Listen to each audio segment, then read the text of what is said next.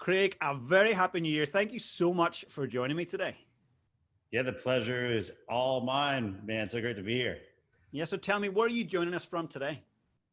I am in Los Angeles, California. Nice. And what's been happening to kickstart your year? I am living the quarantine dream. I'm locked in my house with my wife and four yapping dogs. Though we did go to Miami for New Year's Eve, and that was nice to actually see people, but kept it masked up and didn't go to any parties or anything like that. So Fair enough. And what does a quarantine day look like for you right now? So I've been taking this opportunity to get really dialed in on my fitness. So I got this Whoop band, which has been my number one purchase of 2020.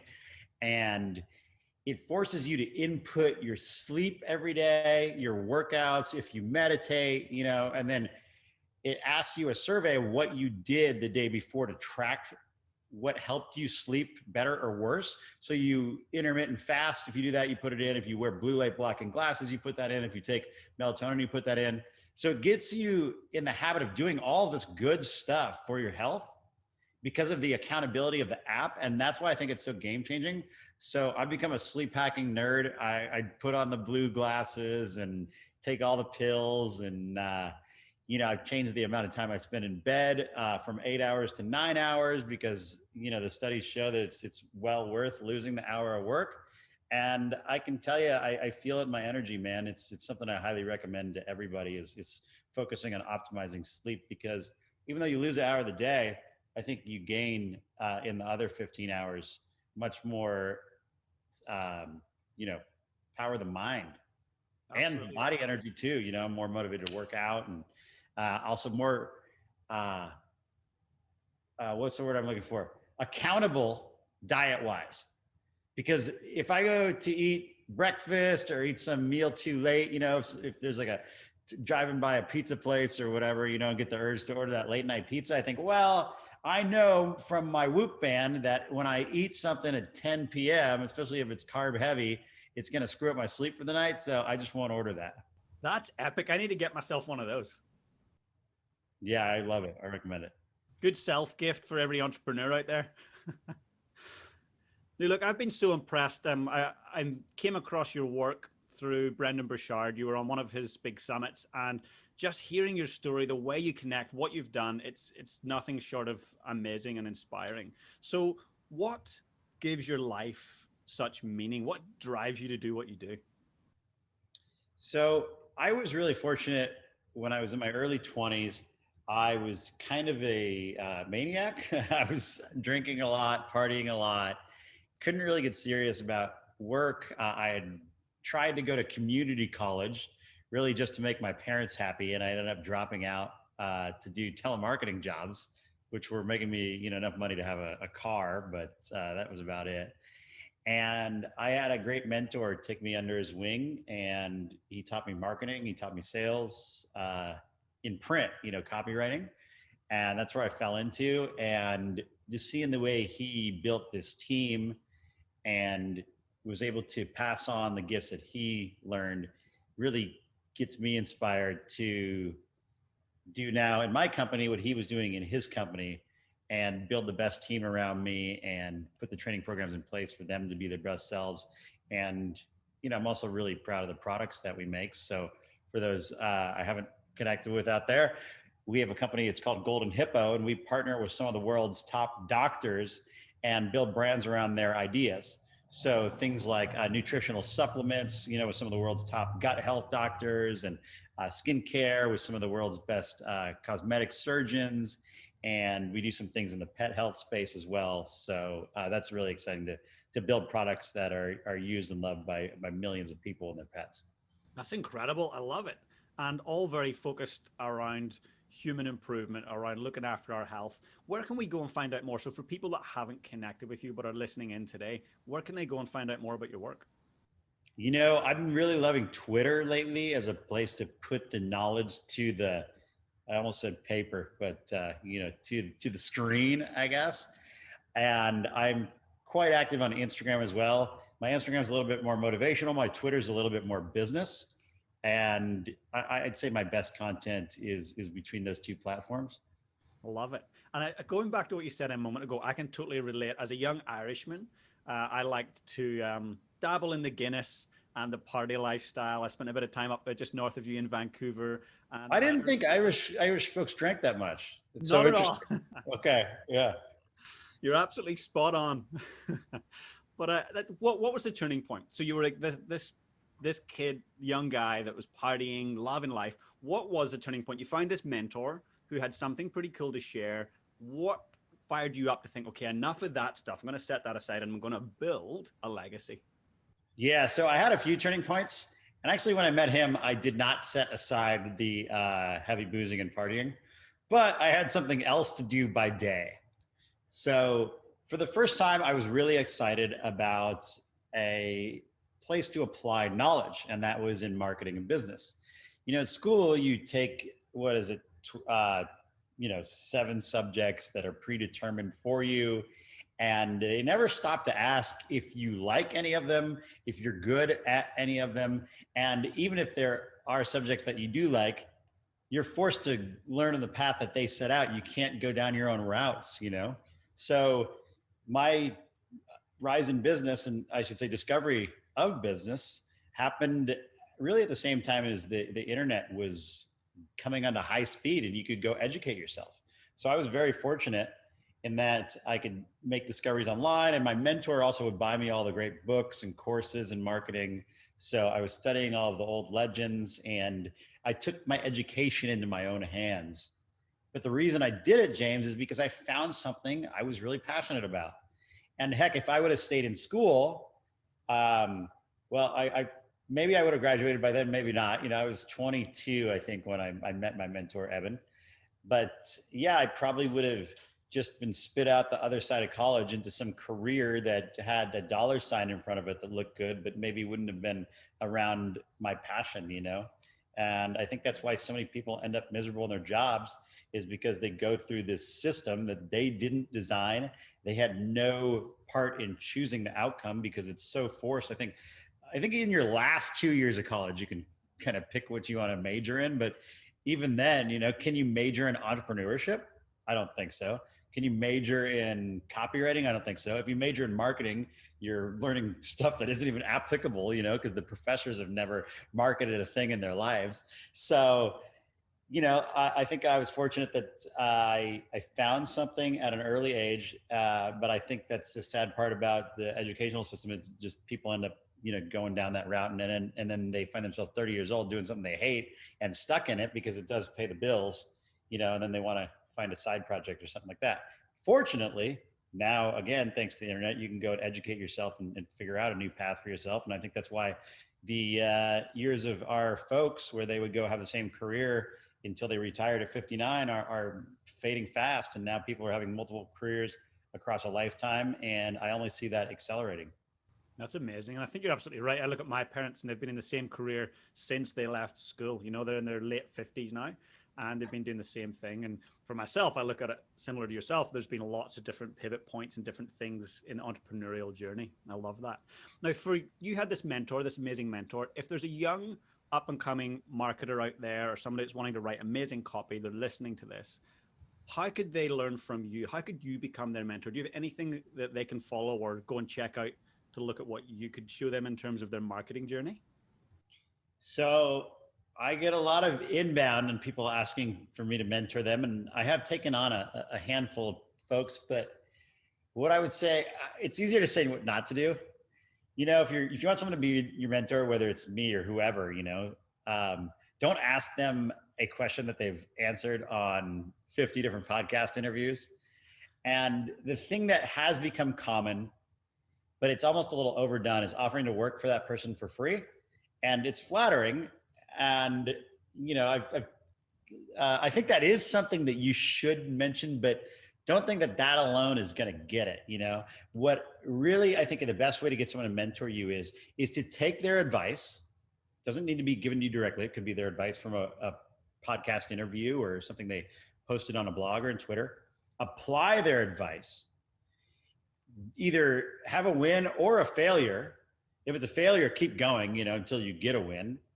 And then reach out to them at that point and say, hey, James, I was listening to episode 43 of your podcast when you talk about how you got to do, XYZ to optimize your life. And I started doing those three things every day. It's been 3 months, and now I am at this point. And I just want to say, one, thank you. And two, can you answer this quick question for me about what I do next? And then ask like a quick question, because the psychological principle is that once someone helps you a little bit, they are bought in. So don't come out and say, hey, I did these things you said, and now will you be my mentor? That's too much. It's too big of an ask, Like one guy hit me up directly and he's like, hey, can I work for you for free? All I ask is 30-minute phone call once a week where you guide me. Okay. That's so blunt.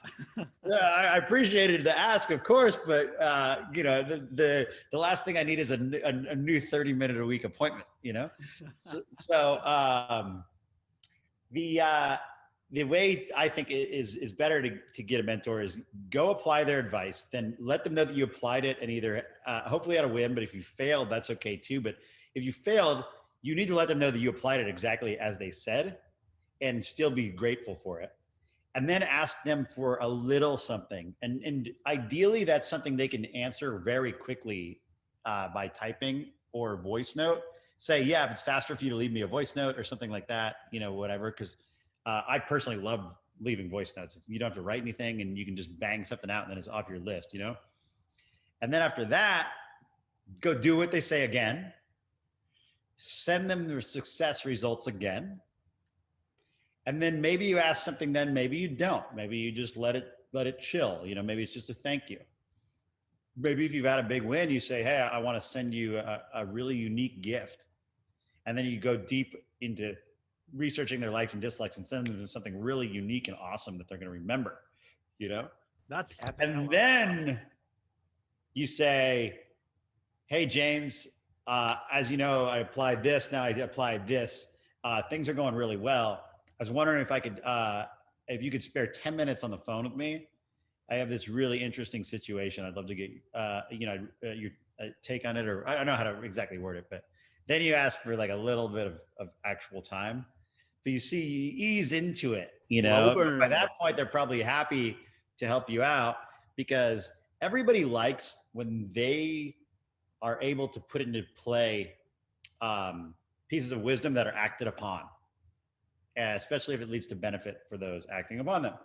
Absolutely. So I love when someone says, hey, Craig, I heard you talk about copywriting on this podcast and I use this technique and I changed my headline with it and I ran an A/B split test and it lost. And then I realized that I didn't quite listen to you right. So I went and listened again and I took better notes and I rewrote the headline. And the second time it was a 50% winner. So I just want to say thank you.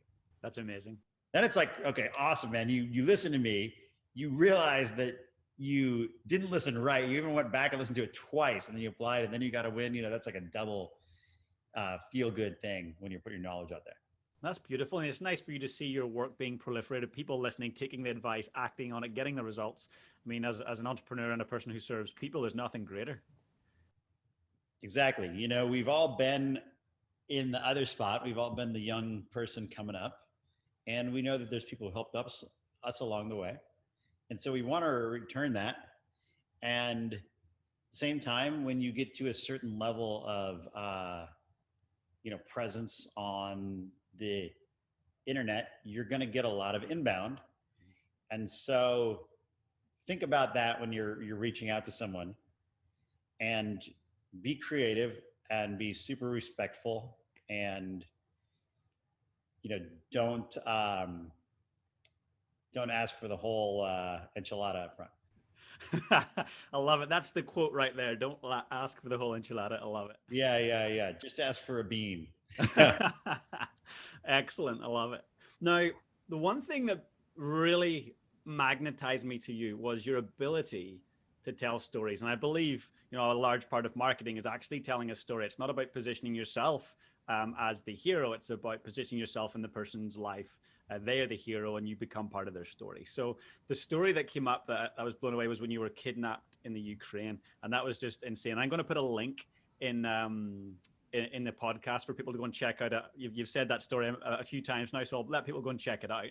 But what why is it so important? Why is the story that you tell, if you're putting your business out there, being an entrepreneur, trying to connect with a new audience, why is your story so important? Well, that's an interesting question. It's kind of a trick question, though I don't think you meant it that way. But your story actually is not important to anybody unless they think hearing your story is going to help them. Otherwise, no one gives a shit about your story. So you need to frame it in a way that lets them know that by sitting through your story and hopefully being entertained, that their story is going to end up a little bit better. That's the key to copywriting. That's the key to storytelling, is telling the story with the listener in mind. That's beautiful. And do you see in your working life, do you see people and companies doing the exact opposite? Yes, absolutely, all the time. I talk about me pages or about us pages, and this is a good example of what I mean when I say tell your story to please the listener and not to please you. This is a good example. So your about me page could go like this. Here's a typical about me page. And let's give me a niche, James. Give me an industry or something like that. Let's say a golfing pro, someone who's a golfing pro trying to get their new app out there to help other golfers become great. Dude, it's so funny, man, because I always use golf as an example in my talk before. But yeah, it's such a great way to spin examples off. Okay, so a golfer has an app, right? Okay, so he's probably a golf pro or golf coach. So to start off, he could say, about me. My name is Jimmy John, and you may have heard of me from my 17 PGA Tour wins, and being the all-time money leader at the Pebble Beach, and all of that. And if you want to know more about my accomplishments, you can go on my Wikipedia page, right? So that could be one way to do it. That's how most people will do it. But what I would suggest is something like this. Say, hey, my name is Jimmy John, and what most people don't know about me is I used to be a terrible golfer. And so someone who's reading this that's either a terrible golfer or an okay golfer, they're like, oh, now they're peaked up, because they know that this guy's a good golfer now, but now they're curious. So it continues. I used to be a terrible golfer, and I'd go out on the courts with my friends, and I would get laughed at and made fun of, and pretty soon not even asked to come back, because the other three people in my group would hit so much better than me that they were always waiting for me to get my ball into the net. I don't golf, so I don't know what it's. I don't think it's a net. Yep. Yeah. I don't know. I'm probably screwing up the terminology, but you say how you used to struggle, and you give an example. I used to be and an example with emotion. So not just say I used to do bad scores. I used to do bad scores, and I used to get made fun of, and then I felt really sad because I stopped getting invited. So you leave some emotion. What frustrated me the most is I didn't know how to get better. I'd go to the driving range by myself, and I'd hit 100 balls in a day, and nothing worked. And then one day I was at the driving range, and I saw someone there hitting balls further than I'd ever seen before. And I walk around to try to get a glimpse at what he was doing. And I was just blown away when I noticed he only had one leg. And I saw that he was hitting the ball in a unique way. And I in between when he took his break, I asked him, hey, what's your secret? How are you hitting these balls so far? And he sat me down and he said, look, it's not about what everybody tells you. It's about this other technique that I figured out when I lost my leg in a car accident. And I asked him, can regular people do this too? And he said, absolutely. In fact, it would probably work even better. So I started trying it, and I added, 50 yards to my golf swing. And then I went out, and my friends who used to laugh at me were now asking me how I could help them. And since then, I went on to win a few golf tournaments. You may have heard of. What I'm more proud of is that I've now taught over 10,000 people how to increase their golf swing. And I've been so fortunate to have helped people in every country, people of every shape, size, sex, increase their ability to play better golf and have more fun on the golf course. And that is my real passion. And that's why I've built this app that teaches people how. And I hope you'll be the next person to give it a try. And after you see how well it does for you, please send me a letter. I get letters every day and they really make me smile. Here's one from James in Christchurch, New Zealand. Then you can go into testimonials. I love that. That is powerful.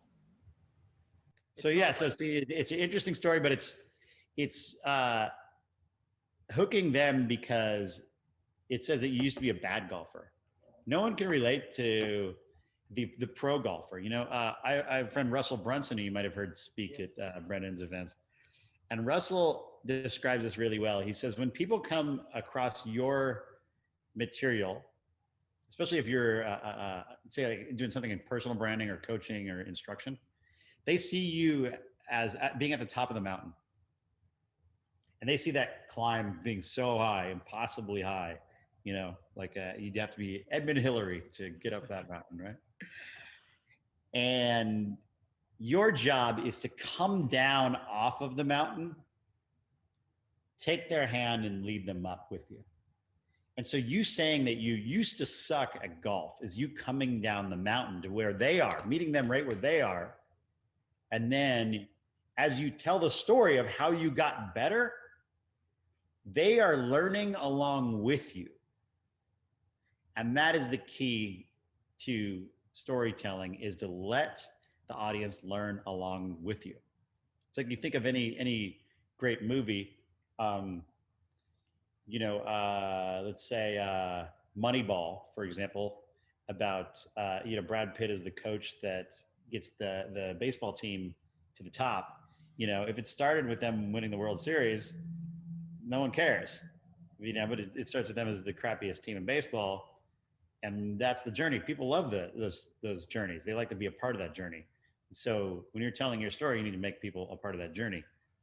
And so that's why one of the things I tell on stage is that kidnapping story, because I'm already up on the stage. And then I go right into the story, you know, and that's another technique, is to go right into it. And I say, you know, it's 4 a.m. I was in you know, foreign country, in Odessa, Ukraine, and I'm surrounded by 4 thugs and they're kicking the crap out of me. People are like, oh shit, you know, because then they're hooked because it's interesting. Like, how did he go from there to back on the stage? Me coming off the stage, and not only am I off the stage, I'm on the you know, I'm on the ground getting beat down. You know, so you're not just coming down off the mountain and just standing there. Like, you're even worse off than the audience is, because people then think that, wow, if they can come from this, you know, beginnings to do that, then that is something that'd be easy for me to do. You know, it's like my close dear friend Sean Stevenson, may he rest in peace. Guy was born with a degenerative bone disease. He was you know, max height 3 feet tall, and he's you know, roll out on the stage in his wheelchair and just, you know, drop bombs about how to increase your confidence. And he's the best public speaker I ever had the pleasure of seeing. And the crowd would just, you know, be like, wow, this guy who is 3 feet tall in a wheelchair is this confident, this energetic, this charismatic, then what's my excuse? You know? So yeah, and if people haven't checked out Sean Stevenson's work, his old speeches are all online, everything. He tragically passed about 1.5 years ago from an accident, you know, and he left a lot of gifts though. So check him out. Thank you Yeah, for sharing that. I'm going to go and check that out. I've never came across his work, so I'm excited to do that. Thank you for sharing that nugget. Yeah, it's going to blow your mind, man. He was the best. That's amazing. And it's interesting because when I hear you speak, you impart lessons. It seems very naturally you like to teach and guide and mentor just through your spoken word. And often that's a gift that's imparted upon us from our greatest teachers. And our greatest teachers are often not the people we see at school, but the mums and dads that sit around the dinner table with us when we're toddlers. So I'd love to learn a bit more about your mum and your dad, and how they've impacted the man that you've become. Yeah, absolutely. So, as you know, James, my dad recently passed just a couple months ago, and it was tough because my dad was an amazing dad, and I think the most impactful thing I learned from him is that you can do uh, anything you want, and nothing can stop you. So, our house was too small as a kid, and my dad got out a hammer and called his brother over, and they added on a second story to the house with their own hands. There are very few things that he didn't do personally on that house. I remember when he was like stuffing the insulation into the walls, and there's a picture of us, me and my three brothers, with the front porch walkway, the cement, and we have a 2x4, and the three of us brothers are like moving the 2x4 across the cement to smooth it out, with my dad and his brothers supervising. My dad was not a contractor. He was an engineer. He worked on rocket engines, and he designed the solar panels that power the International Space Station. He designed not exactly the panels. He designed the system that got those huge solar panels into space, because they had to, fold up. You can't bring them in 50 trips, right? Yeah, I got to get them up there quick. So he designed the system that got him up there. And that was another thing too, just seeing him do these things that had such a big impact, but he was so humble. No one knew who he was. You can't Google his name or anything like that, but he was working on the technology that was, literally putting humans in space year round, because the space station then had power.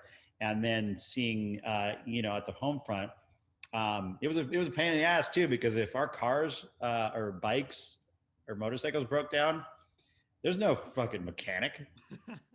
That means that I'm in the garage all weekend with them fixing the car. I remember my clutch went out in my my Mustang convertible. That it was and I was raised pretty frugally. Also, it was a very old Mustang convertible, but not old enough that it was cool. It was like 15 years old, but not like 30 years old, where it would have been one of the cool ones. But yeah, clutch goes out, and that means I'm in the garage with my dad all weekend, and he doesn't even read the manual. He just knows how to do it, because that's just what he did his whole life. Was if something's broke, you fix it yourself. If something needs doing, you just do it. You don't complain, you just get it done. And that's a philosophy that I try to exercise in anything. I love that. And so those things that you were doing as a child, and we can all reflect back to our childhoods and think of things that mum and dad made us do, but actually you're reflecting back on that, but like they were great lessons that dad was imparting upon us in a really practical way. Yeah, I have a good friend. I got to give him credit. I don't know. This guy, he's whatever, he won't watch this. His name is Brad. He's a very famous musician. He was in the band Linkin Park. Okay, yeah, brilliant. So my favorite parenting lesson I learned from him, he's got 4 kids. He's the best dad. And he says, people, when they think about parenting, you always imagine that you're going to be sitting down with your son or daughter and saying, hey, this is what you should do in this situation, et cetera, et cetera, et cetera. But it's actually not like that. The way that you teach your kids is by example. They learn from watching you and seeing exactly what you do with your life, with yourself, with your spouse. That is how kids learn. And, that was really motivating to me. Now, just trying to get into fatherhood myself. Sarah and I are trying to make some babies as we speak. And giving you some Irish luck, buddy. Thank you. So, just thinking about that, and then I'm happy, like I'm doing the health work now, because my kids now, they're going to see me in health optimization zone. They're not going to see me 15 years ago when I was smoking cigarettes and, living on In-N-Out burgers and things like that. Nothing wrong with In-N-Out burger once in a while, by the way, but I'm with you on that. Yeah. I love that. So you're taking what you've learned, those beautiful values and beliefs and lessons you've learned from your dad, and you're now starting to think about the legacy that you're going to create for your future generation of kids.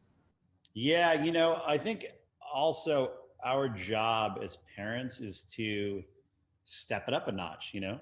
So my dad was raised in a cult, the Jehovah's Witness cult, and he wasn't allowed to have any friends that weren't in Jehovah's Witness. They didn't celebrate birthdays, Christmas, anything like that. He had to go door to door with a tie on and try to convert people.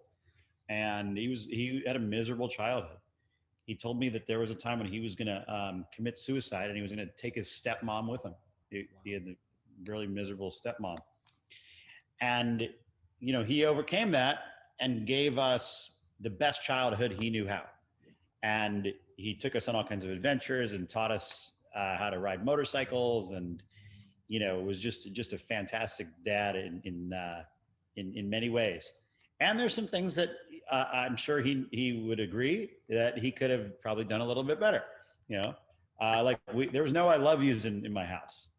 I started saying "I love you" to my parents when I was in my 20s. I thought, why does this never happen? All the other parents say this. Is this a good thing? Like, it was really strange at first, but then I realized I can take the initiative. So I did that in my own family. I started giving my parents hugs. There was no hugs in my family until I started in my 20s. And, I'm going to raise my kids now with more verbal and physical affection. So they are more natural at it with their kids, so we keep improving, we keep leveling up. And that's what humans do. I think that's part of the reason why humans keep leveling up. Now we got these, and we used to not have it so good, and I think that's partially because humans keep leveling up in parenting, because we keep parenting better and better and better. So the kids keep getting better and better, which makes the society better and better. Just ignore that Donald Trump thing that just happened. Other than that, society does, I think. Who's that guy? Us guys. Yeah. That guy. But I mean, the poverty rates are, definitely there's still tons of work to be done, but, poverty rates are going in the right direction. I think education is starting to go in the right direction with things like Khan Academy and just the internet itself, more career-oriented post grade school educational programs like, Code Academy and things like that, So yeah, I'm excited for the future. And I think it's our job to contribute to it in as many positive ways as possible. I'm with you on that. And I think parenting and the future of humanity, there's such a strong connection with the micro lessons that we teach our kids around the dinner table. That's going to impact the macro future for humanity. And I'm glad you're a hugger. It won't be so awkward when I see you when you come to New Zealand. I'll give you a big hug. I'm also a hugger, so that's good. Yeah, it depends on when, though, because the thing I noticed is that the elbow is now mainstream. I don't know if it is in New Zealand. Do you guys do the elbow, or what is the greeting? The elbow during lockdown. We went to like a 6-week lockdown back in like April-ish. That was it. You guys are full no lockdown now? No lockdown. Oh my gosh, I'm so jealous, man. So jealous. I should just go and quarantine for 14 days to one of these countries where there's no lockdown. That'd be so nice. Come do it. Yep, spend 2 weeks in a beautiful hotel in Auckland or Christchurch, and then that's what you do. And then you're very tempting. Very tempting. My elbows get sore. Yeah, I'll do that when I see you next time, just to be safe. And for those that are listening on podcast, we're elbow pumping right now, just so you know. Yeah. And I've got one last question for you. So, what's your definition of living life on purpose? So, I think that life purpose is something that is a little bit overrated. I think people think they must find this big purpose to life and be on this big, great mission.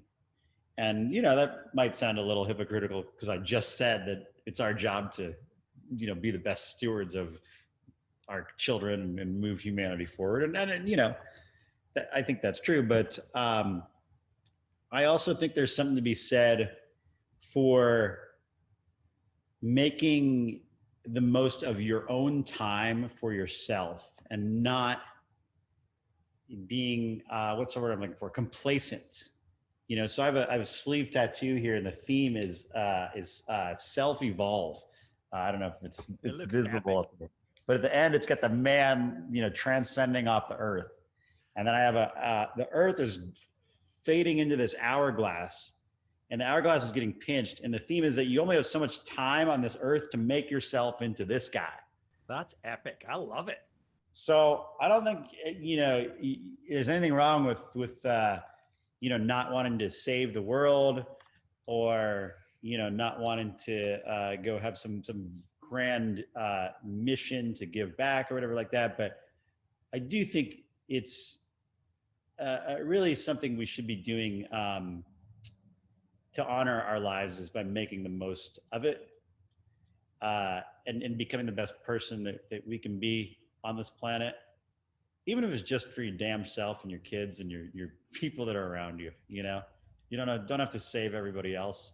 I mean, more power to people that do that. And, I have charities that I'm a big fan of, but yeah, I think start with you.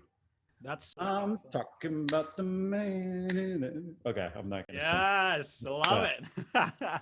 We're seeing the vocal beauty of Craig Clemens right now. Oh, that's so beautiful. I think that for a lot of people that have just listened and heard that, it does take the pressure off, and realize that you can have micro passions, micro purposes throughout life. They can be within your own family, in your own life. They don't have to be massively philanthropic. They don't have to change the direction of humanity. That's a beautiful way to look at it. So thank you for sharing that. Absolutely. Well, thank you so much for taking the time, and I cannot wait to connect with you in person when you come down here to New Zealand. Oh man, I'm pumped. I'm looking forward to it. And yeah, thanks for having me on the show. It's been a lot of fun. I really enjoyed the conversation. Hey guys, if you enjoyed the content today, please smash that subscribe button below. And if you want to become part of my community, I've got an amazing free Facebook group. Please come and join us. The link is in the description below. And also, if you've got any questions about today's session, I'd love to know. Just comment below and I'll be sure to get back to you guys. Have the most amazing day.